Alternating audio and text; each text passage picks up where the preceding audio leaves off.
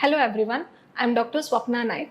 As in my previous videos, we have seen most of the common causes which can lead to secondary infertility such as PCOS, ovarian insufficiency and endometriosis. Today also we are going to discuss one of the most common cause, pelvic inflammatory diseases. As we all know, it goes by the short form PID.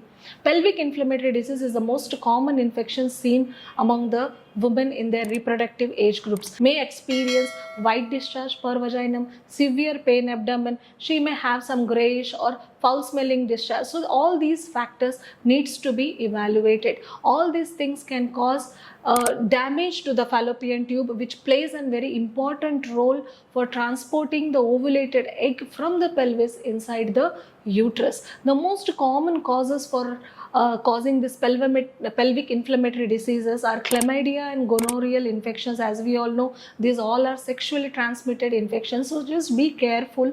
Evaluate yourself with regularly pap smear and HPV DNA.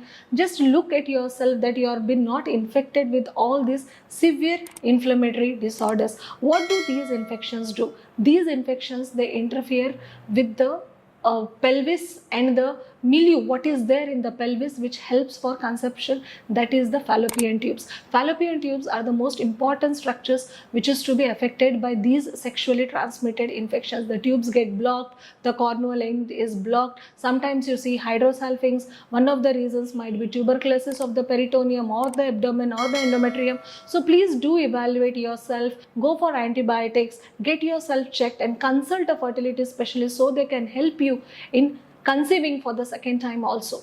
Thank you.